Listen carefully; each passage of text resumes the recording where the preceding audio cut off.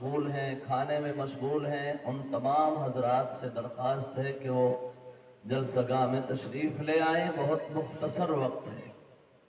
یہ بہت افسوس کی بات ہے، مدرسے میں جن علماء کا ہمیں شدت سے انتظار تھا اور جن اکابر علماء سے ہم نے تاریخ لی ہے، وہ سب مدرسے میں آ چکے ہیں، لیکن ہم ابھی تک نہیں آئے۔ اہل سنت والجماعت کے ترجمان، ہم سب کے بڑے مبلغ اعظم حضرت مولانا محمد یامین صاحب دامت برکاتہم تشریف لا چکے ہیں، لیکن ہم ابھی بھی اپنے کاموں میں مشغول ہیں، اس لیے فوراً جلسہ گاہ میں تشریف لے آئیں۔ اسی طریقے پر ہم سب کے محبوب العلماء والصلحاء حضرت مولانا شکیل احمد صاحب دامت برکاتہم تشریف لا چکے ہیں۔ اسی طریقے پر میرے رفیق محترم اور انتہائی میرے پیارے دوست حضرت مولانا محمد مستقیم صاحب دامت برکاتہم تشریف فرما ہیں۔ بس آپ ہی کا انتظار ہو رہا ہے، آپ تشریف لے آئیں۔ میں تو صرف اس لیے بیٹھا ہوں کہ کچھ اور حضرات آ جائیں۔ حضرت مولانا محمد منور صاحب نے ماشاءاللہ بہت سارے حضرات یہاں پر جمع ہو گئے ہیں۔ جب حضرت نے تقریر شروع کی تھی صرف چند بچے بیٹھے تھے یہاں پر، اس لیے میری آواز جہاں تک جا رہی ہو فوراً جلسہ گاہ میں تشریف لے آئیں۔ میں نے آپ حضرات کے سامنے قرآن مقدس کی مبارک آیت، پیغمبر علیہ السلام کا مبارک ارشاد پڑھا ہے، اسی کی روشنی میں کچھ باتیں عرض کرنی ہیں۔ اللہ مجھے بھی ہم سب کو عمل کرنے کی توفیق عطا فرما دے۔ بھئی بات کرنا، نصیحت کرنا یہ تو بڑوں کا کام ہے، ہم تو ایک مذاکرہ کر رہے ہیں، ایک محاسبہ اور ایک مذاکرہ کر رہے ہیں۔ نصیحت کرنا، تقریر کرنا یہ بڑے حضرات کا کام ہے، اور الحمدللہ بڑے حضرات تشریف لا چکے ہیں، وہ آپ کو نورانی اور عرفانی پیغام آپ کو سنائیں گے۔ میرے بھائیوں، اللہ کے بے شمار انعامات اور بے شمار احسانات ہم پر ہو رہے ہیں۔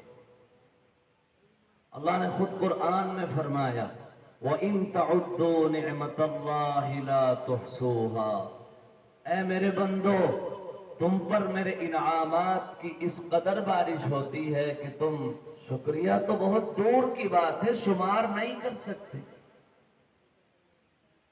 اللہ کا یہ فرمان کب نازل ہوا؟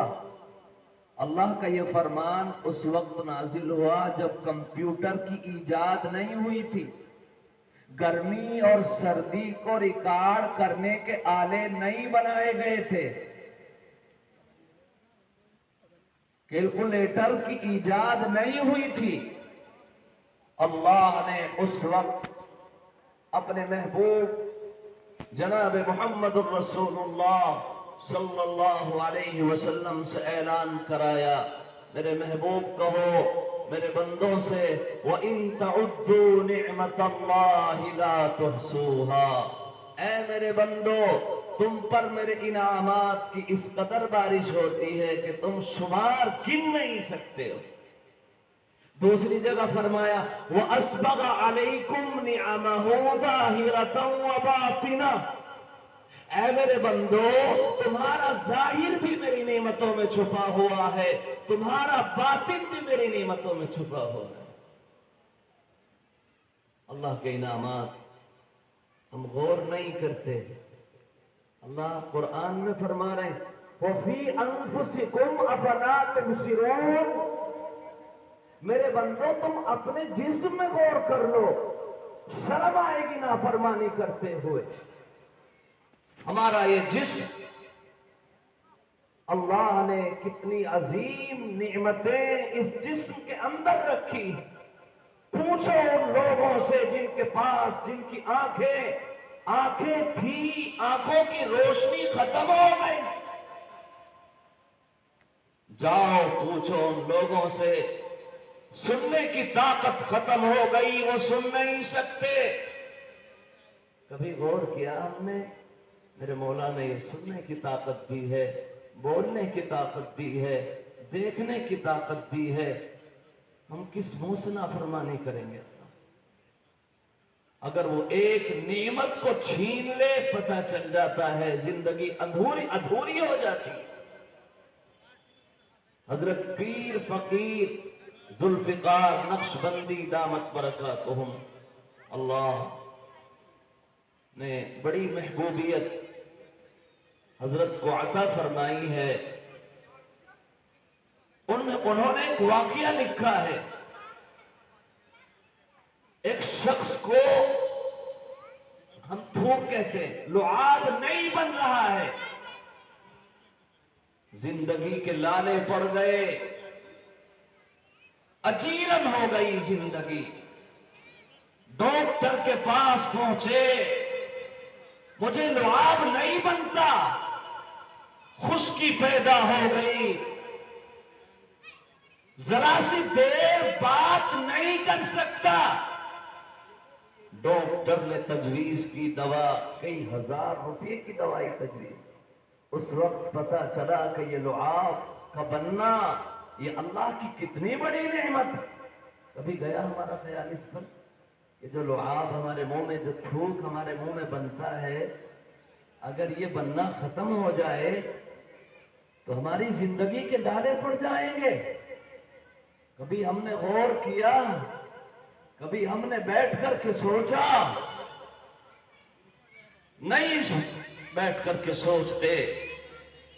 اس لیے اللہ قرآن میں سورہ ملک کی آخری آیت اپنے محبوب سے کہہ رہے ہیں، قُلْ أَرَأَيْتُمْ إِنْ أَصْبَحَ مَاؤُكُمْ غَوْرًا فَمَنْ يَأْتِيكُمْ بِمَاءٍ مَعِينٍ. میرے محبوب ان شرک کرنے والوں سے پوچھو، یہ پانی جس کے ذریعے سے تم اپنی کھیتیوں کو سیراب کرتے ہو، یہ پانی جس سے تم اپنی پیاس بجھاتے ہو، اگر پانی کا یہ نظام ہم ختم کر دیں، وہ کون سی طاقت ہے جو تمہیں دوبارہ پانی دے سکتی؟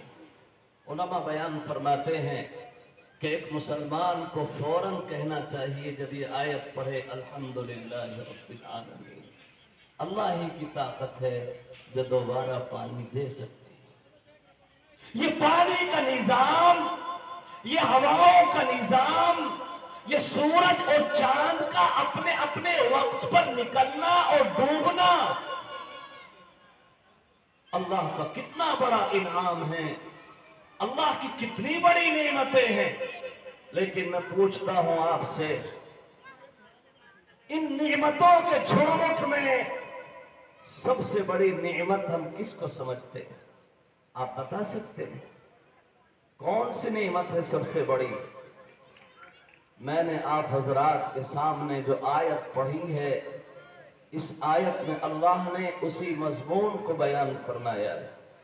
میرے مولا نے ہواؤں کا نظام بنایا، میرے مولا نے آسمان کا نظام قائم کیا، میرے مولا نے ہر طرح کی نعمتوں سے نوازا.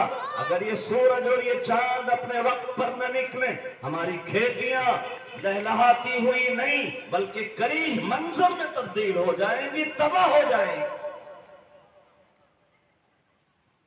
لیکن اللہ نے کسی نعمت کو بیان کر کے احسان نہیں جتایا کہ میرے بندو ہم نے تمہیں پانی کی نعمت دی، ہم نے تمہیں آسمان بنایا، ہم نے ہواؤں کا نظام بنایا، ہم نے پانی کا نظام بنایا. لیکن ایک نعمت ہے، اللہ نے اس کو مقام احسان، بطور احسان کے بیان فرمایا ہے. اور وہ نعمت کیا ہے؟ وہ نعمت ہے آقا انعامدار تاجدار بطحا جناب محمد الرسول اللہ صلی اللہ علیہ وسلم کی بعثت، آپ کی آمد، آپ کی تشریف آوری. یہ سب سے بڑا انعام ہے، یہ سب سے بڑی نعمت ہے۔ اگر آپ نہ آتے تو موسیٰ نہ آتے، ابراہیم نہ آتے، کتاب فطرت کے سرے ورق پر جو نام احمد رقم نہ ہوتا، نقش ہستی ابھر نہ سکتی، وجود لوح و قلم نہ ہوتا۔ سب سے پہلے مشیت کے انوار سے نقش روح محمد بنایا گیا، پھر اسی نقش سے مانگ کر روشنی بزم کون و بقا کو سجایا گیا۔ وہ محمد بھی، احمد بھی، محمود بھی، ذات مطلق کا شاہد بھی، مشہود بھی، علم و حکمت میں وہ غیر محدود بھی، ظاہراً امیوں میں اٹھایا گیا۔ وہ عظیم رسول جس سے بہتر شخصیت پر آج تک صورت طلوع نہیں ہوا، جس سے زیادہ حسین مکھڑا چاند کی ضیا پاش کرنوں نے نہیں دیکھا، وہ عظیم رسول، اس کی تشریف آوری سب سے بڑی نعمت۔ سچ بتاؤ، یہ ایمان ہمیں ملا ہے، وہ آئے ہیں تبھی تو ملا ہے۔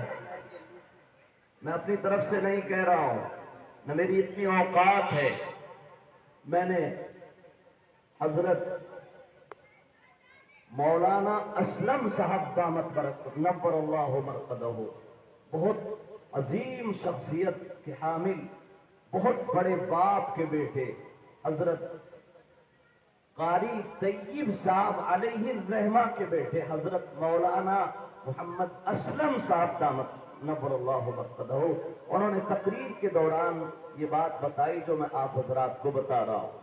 کیا کہا کہ ایمان تو پہلی قوموں کو بھی ملا ہے، لیکن میرے نبی کی امت میں پیدا ہونا ان کو نصیب نہیں ہوا۔ میرے نبی کا امتی ہونے کا شرف ان کو نہیں ملا۔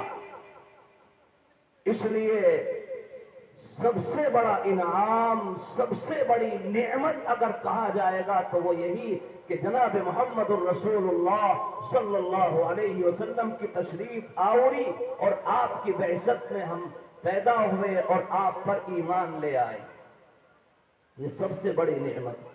اب ہم غور کریں گے ہم نے اس نعمت کی کتنی قدردانی کی۔ ہم اپنے گریبانوں میں جھانک کر کے دیکھیں، ہم اپنے گھروں میں دیکھیں، ہماری خوشی، ہماری غمی، ہماری تقریبات ہم کس انداز پر کر رہے ہیں۔ پیغمبر علیہ الصلوۃ والسلام کی اللہ نے جو یہ نعمت، سب سے بڑی نعمت ہم کو عطا فرمائی، اس نعمت کی کتنی قدردانی کی ہے ہم نے۔ ہونا تو یہ چاہیے تھا کہ ہم اپنے پلکوں پر بٹھاتے، ہم اپنی زندگی میں آپ کے طریقوں کو داخل اور شامل کرتے۔ میرے نبی نے کہا تھا، یا ابا سفیان جئتکم بکرامت الدنیا وکرامت الآخرہ۔ آج کا نوجوان یہ سمجھتا ہے کہ میں نبی کے طریقوں پر چلوں گا، میں نبی کی سیرت کو اپناؤں گا، میں نبی کی سنتوں کو اپنی زندگیوں میں داخل اور شامل کروں گا، میری عزت کا جنازہ نکل جائے گا، میں معاشرے میں میرا مقام باقی نہیں رہے گا، میرا ماڈرن، مجھے جو لوگ اپنے قریب بٹھاتے ہیں اور مجھے جو اپنا آئیڈیل مانتے ہیں، اگر میں آپ کے طریقوں کو اپنی زندگی میں داخل کروں گا میری عزت ختم ہو جائے گی۔ سورہ میرا نبی کیا کہہ رہا ہے، یا ابا سفیان جئتکم بکرامت الدنیا وکرامت الآخرہ۔ اے ابو سفیان کہاں جا رہے ہو؟ آؤ میرے دامن سے وابستہ ہو جاؤ اور سنو، میرے دامن میں دنیا کی بھی بھلائی ہے، میرے دامن میں آخرت کی بھی بھلائی ہے، اور سن لو میرے اللہ نے اپنے قلم سے لکھ دیا ہے، اس کو کوئی مٹا نہیں سکتا۔ جو میرے طریقوں کے خلاف چلے گا، میری سنتوں کا مذاق اڑائے گا، میرے طریقوں کی بغاوت کرے گا، اللہ نے ذلت کو اس کے مقدر کر دیا ہے، اس کو ضرور ذلیل کرے گا میرا اللہ، اس کو عزت نہیں مل سکتی۔ آپ کو پتا نہیں؟ دیکھو دارا कितना बड़ा पहलवान था, सिकंदर कितना बड़ा बादशाह था, आज उनको कोई नाम निशान, कोई नाम, कोई पता बताने वाला नहीं। नमरूद का भेजा कहां बहा है, कोई नहीं बताएगा। फिरौन खाक और मिट्टी खा करके दम घुट करके मरा है, उसका कोई नाम लेने वाला नहीं।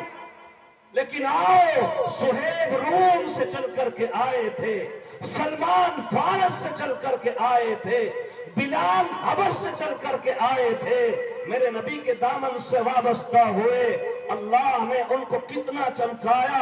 जब तक कि आसमान बाकी है, आसमान पर चांद और सूरज बाकी है, बिलाल का नाम बाकी है, सुहेब का नाम बाकी है, सलमान का नाम बाकी है।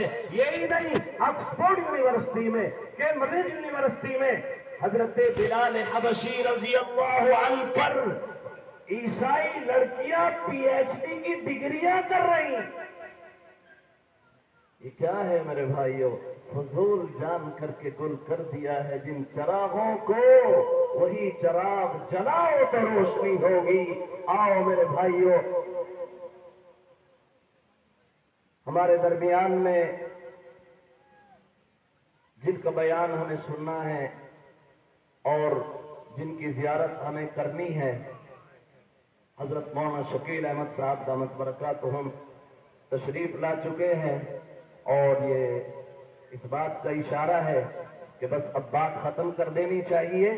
और अल्हम्दुलिल्लाह मजमा भी जुड़ना शुरू हो गया है और वक्त भी 4:10 हो गए। मैं आपसे कहता हूं आखिर में, मेरे नौजवान भाइयों, इन जलसों को रस्मी न बनाओ, इन जलसों को रिवायती न बनाओ। मैं आपसे कुछ इरादे कराना चाहता हूं। इरादे करो कि हम अपनी शादियां करेंगे, हम कोई तकरीब करेंगे, हम डीजे और डांस और ये न जाने क्या क्या होता है वो नहीं होने देंगे।